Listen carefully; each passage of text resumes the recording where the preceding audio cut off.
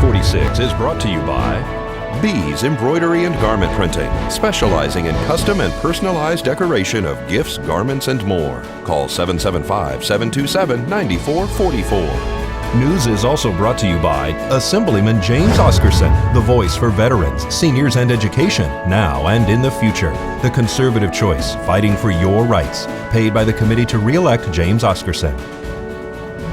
News is also brought to you by Lorinda Wickman for Nye County Commissioner, District 1, a qualified and dedicated professional who understands our challenges and is here to serve the people. Vote to re-elect Lorinda Wickman for Nye County Commissioner, District 1. Paid for by the supporters of Lorinda Wickman. News is also brought to you by J.K. Nelson Law. Call 727-9900 today for your free consultation. If you need a lawyer, you need Nelson.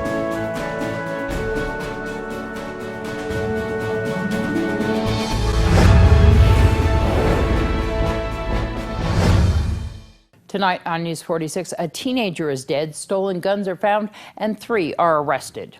A resident loses 2 vehicles due to fire, and the commissioners discuss a gas tax. News 46 starts now. You're watching KPVM News 46 with Deanna O'Donnell.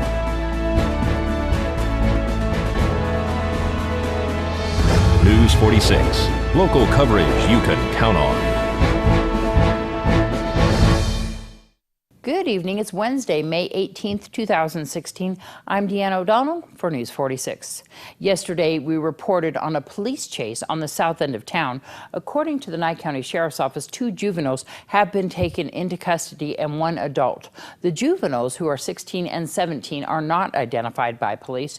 The adult, 18-year-old Jacob Valine, was taken into custody with the 2 teens after the chase on various drug and weapons-related charges stemming from an investigation that includes the death of one 17-year-old boy. Detectives from the Nye County Sheriff's Office began the investigation after receiving information that 2 juveniles were attempting to sell a stolen firearm to a citizen on Savoy Street. One male was captured on scene, the other fled on foot, but later turned himself in to police. Police found various stolen firearms inside the vehicle that was left behind. The ongoing investigation revealed that the juvenile suspects and the seized firearms are connected to a larger case which involved the theft of a substantial number of weapons from a Pahrump residence in 2015. During an investigation into a possible narcotics-related death of a 17-year-old yesterday, detectives interviewed 18-year-old Jacob Valine. This investigation indicated that Valine had close knowledge regarding the stolen firearms and was involved in the trafficking of narcotics from his home on Gamebird Road. Police seized a firearm, drug paraphernalia, and trafficking amounts of cocaine, ecstasy, and marijuana. Additionally, it was discovered that Valine's underage girlfriend was sharing the residence with him under those dangerous conditions. Valine was arrested and is facing numerous charges.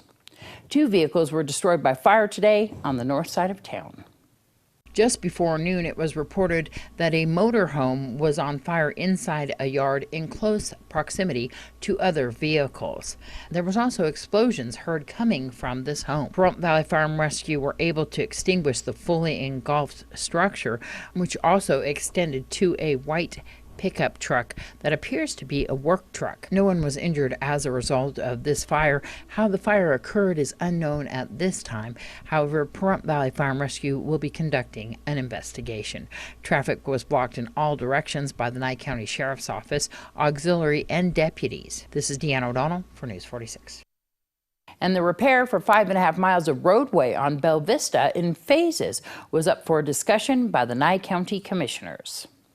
What we'd like to do is actually throw out a couple of options to repave the entire section of 5.5 miles, 5 to 5.5 miles. Right now we've got the zone shut down to 5.5 miles when we actually called the emergency ruling. So the other option is that's to repave it in its entire form of actually that road at about $500,000 a mile.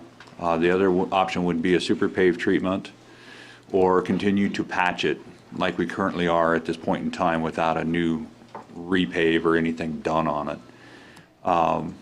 Patching is only going to last probably 6 months. Repave, you could probably, or super pave, you could probably see an 8 to 10 year life out of it. Repave, you could probably see 15 to 20 year cycle out of it.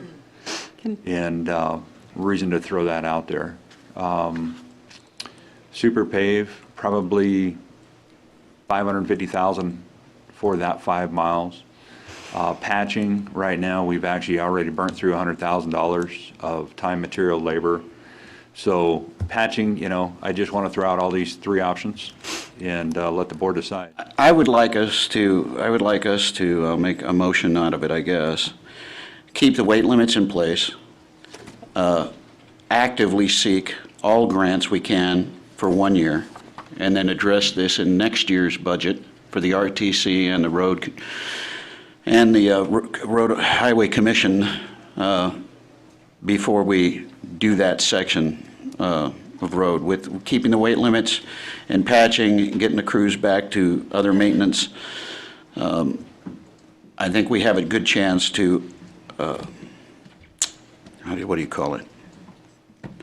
To meet the criteria for a number of grants that will be coming up in 2017. So that's my motion. I would like to keep the weight limit in place for 1 year and address this next year after we've exhausted all other possible grants. And after it's gone to the RTC. And after the RTC has Then looked at it too. I'll second that. I got a motion and a second.